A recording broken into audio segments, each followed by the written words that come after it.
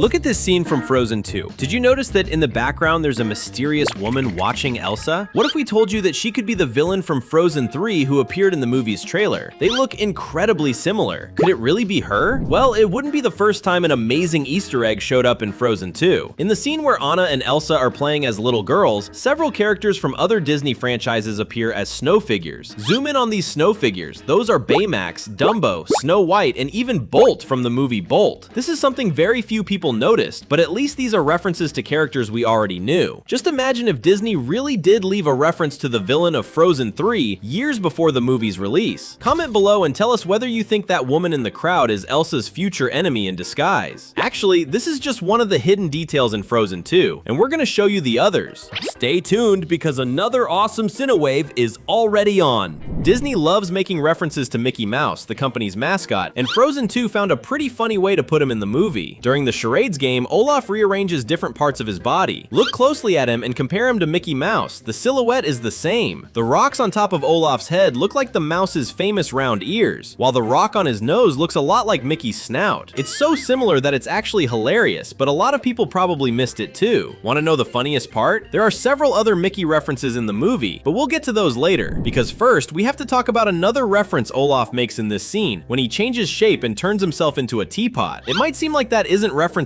anything, but remember that Disney has a character who is literally a living teapot. We're talking about Mrs. Potts from Beauty and the Beast. But there's another detail that makes this more than just a coincidence. Olaf is voiced by comedian Josh Gad. And here's the thing, Josh Gad is also very well known for appearing in the live-action remake of Beauty and the Beast, where he played LeFou, Gaston's sidekick. It makes perfect sense to have a character voiced by Josh Gad imitate a character from a movie he was also in, especially because the comedian is one of the best things about that movie. Another classic movie that got a reference in Frozen 2 was The Little Mermaid, and it happened in a very clever way. At one point, Elsa travels to the magical river of Otto Holland and finds a memory of her father reading a book. Zoom in on the cover. That girl is Ariel. This reference fits perfectly because long before Disney adapted it into a movie, The Little Mermaid was already a story published in 1837. Frozen takes place around the mid-19th century, so it makes perfect sense that Elsa's father would be reading The Little Mermaid. But this actually turns into a double reference that very few people noticed, and it has a secret connection to the origins of Frozen. After all, in this scene, Elsa's father mentions that he bought the book from a new Danish author. He's talking about Hans Christian Andersen, the famous 19th century Danish writer. He wrote stories such as The Little Mermaid, The Ugly Duckling, and another one called The Snow Queen. The thing is, Frozen is an adaptation of The Snow Queen. In other words, this was never just a reference to Ariel, but also to the very origin of Frozen. A lot of details from the original story were changed, with Elsa's counterpart in the source material being an actual villain, for example. But it's nice to know that the movie's production team still remembers the franchise's roots. Besides references to Disney movies everyone knows, Frozen 2 even referenced a movie that was never actually released. Look at Bruni, the fire spirit. Now take a look at this other character. See how similar they look?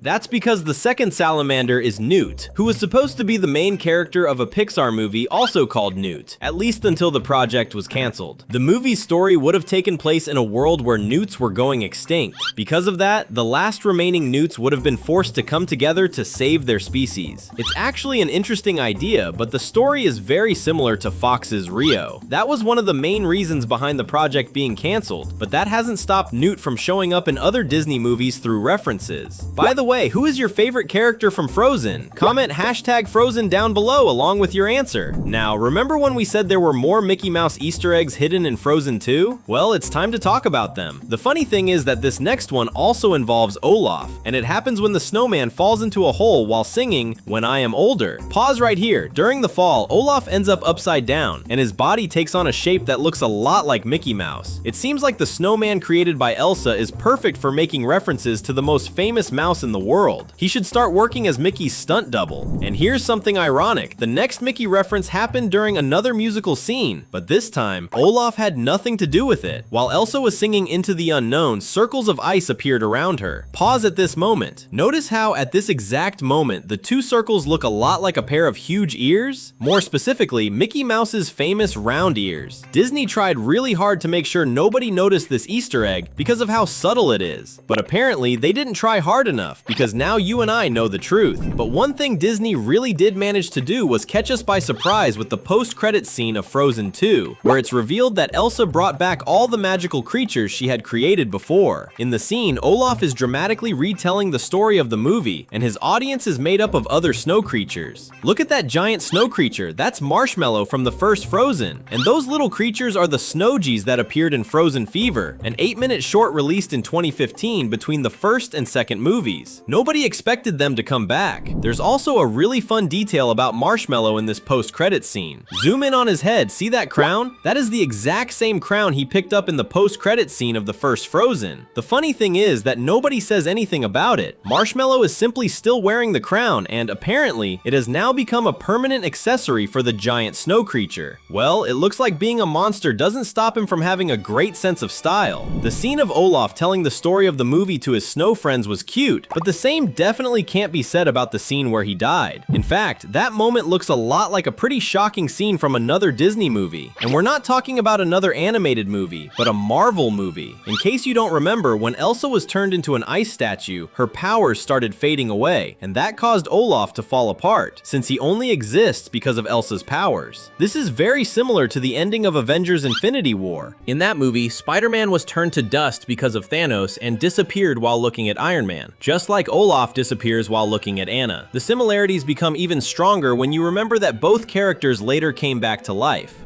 Speaking of memories, do you remember the ice castle Elsa creates in the first Frozen? The production team behind Frozen 2 certainly does. Want to know why? Zoom in on this scene. Elsa's ice castle simply appears in the background of this moment as part of the scenery. This happened when the characters were traveling toward the enchanted forest. The castle wasn't important to the scene at all, but it was still there as a kind of reminder of Anna and Elsa's previous adventure. Whenever Elsa looks in that direction and sees her castle in the distance, she probably remembers just how dangerous her powers can be and how they can change the world forever. The subscribe button is flashing just for you.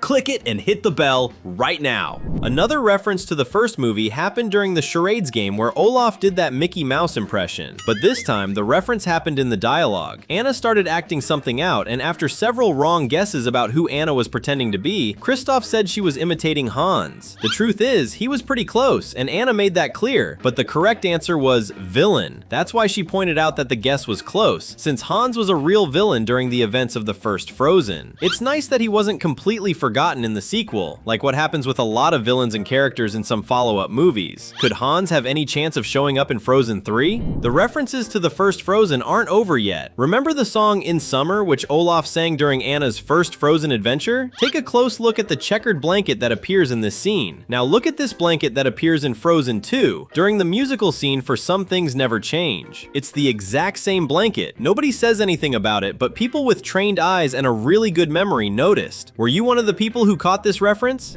Speaking of musical scenes, it's impossible to forget Let It Go from the first Frozen, which became insanely famous. So famous, in fact, that it ended up being referenced in the sequel in a pretty funny way. When Elsa is looking through her own memories and comes across the moment when she sang the incredibly famous song, she starts cringing in embarrassment. It makes sense because the song is really good, but it became so popular that people played it to death. Poor parents back then who had to listen to Elsa sing it over and over again because their kids became obsessed with the lyrics.